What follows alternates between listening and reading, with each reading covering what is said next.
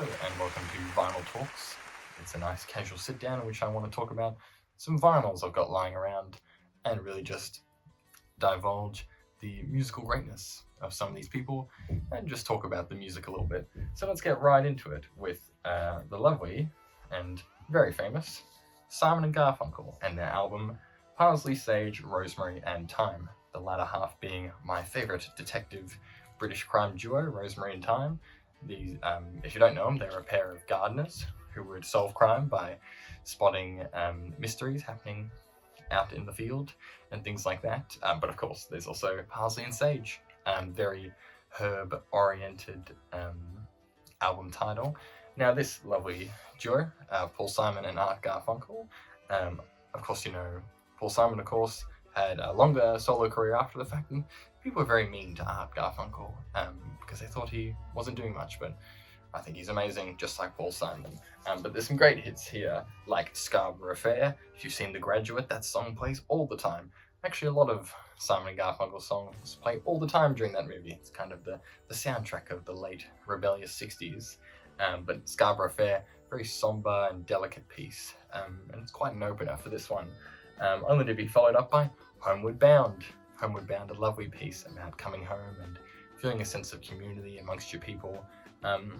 It's a really lovely piece, and I think it's something that probably statistically gets played every day, all over the place. It's kind of a universal theme of caring for yourself and valuing your home and things like that. And probably my favourite on the track is the 59th Street Bridge song, in brackets, Feeling Groovy. It does make me feel groovy because it's a great song. Simon and Garfunkel, they always knew how to keep the beat going. They're like the folk club hits. I know that doesn't make any sense, but they always had a way of keeping people on their feet and jumping and jiving and grooving, as it says, of course. Side 2 has some lesser known tracks, but I'd like to definitely point out A Poem on the Underground Wall and Flowers Never Bend with the Rainfall. What poetic titles those are, and they're wonderful tracks as well. This is Simon and Garfunkel, Parsley, Sage, Rosemary and Thyme. And following that, I've got quite possibly the biggest album you could pick from this. It's Abbey Road. I actually think Thriller, Michael Jackson's, probably the only more dead obvious album I could pick for talking vinyl, but of course you know Abbey Road. You don't need me to tell you that this is a spectacular album. Of course, this is the Beatles' last recorded album, but not their last release. That was Let It Be, but as we know, Abbey Road was the end of it all. It's the most singularly iconic album cover, and rightfully so, because the track list is nothing but back-to-back-to-back bangers.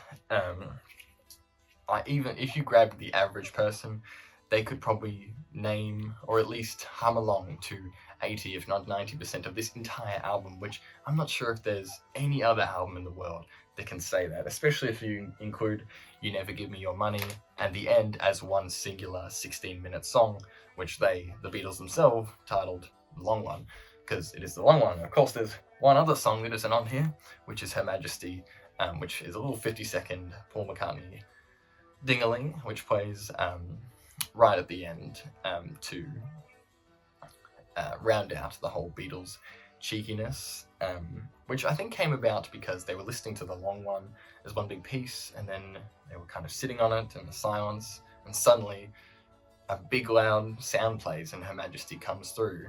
And I thought it was very funny because the Beatles, they always had a bit of a cheeky side to them, but there's some absolutely big hitters here. Of course, Come Together and Something, back to back.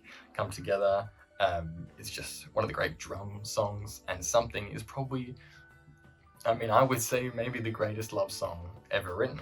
George Harrison, it's a wonderful piece of music, and it makes you sad, it makes you happy, it makes you feel a lot of love. It's a really lovely piece. But there's some other huge ones here. Of course, Oh Darling, people love that song. Maxwell Silverhammer, I Want You, She's So Heavy. One of my favorite, the 7-minute gritty and heavy songs that suddenly cuts in out of nowhere. You gotta flip over the album and flip it to the B-side, and what plays but only maybe the loveliest song ever written, Here Comes the Sun, which putting them back to back is kind of a little prank on the audience to go from the gritty heaviness to the flowery lightness that is Here Comes the Sun. But everything from there on out, I would have to say You Never Give Me Your Money is probably my favourite Beatles song ever. It's such a lovely Paul McCartney bit, but who knows? Your Beatles favourite changes all the time. It's one of the great albums of all time. You know it. It's the Beatles' Abbey Road. And that leads us, I was going to say me, but it is us, you know, we're in this together, to our final album, which is Goanna's Spirit of Place. It's one of the great Australian albums ever, and especially one of the great Australian album covers ever. I mean, look at this thing. It is contrasts so beautifully, it's so lovely, and even the back, oh, just shining, glimmering. It really gives you that real red Dust Bowl outback feel. And of course, inside the sleeve is beautiful music. You, of course, know the big one, Solid Rock, one of the Australian classic. Talked about Crowded House last time, but of course it's Solid Rock now. It's a really beautiful and uplifting song that really, sorry for my imitation, but just gets you all excited to think about it. And the follow-up, Razor's Edge, is equally great. Borderline, 4 weeks gone.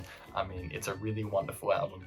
Now, I think they were planning on touring this album, but their frontman, Shane, I think that was his name, went missing before they were going to do a nationwide tour of the whole thing.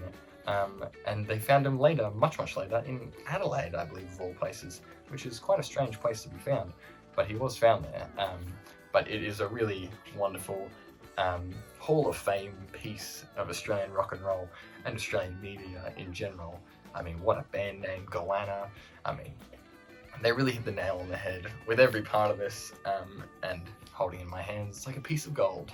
And that's why I selected it to talk to today.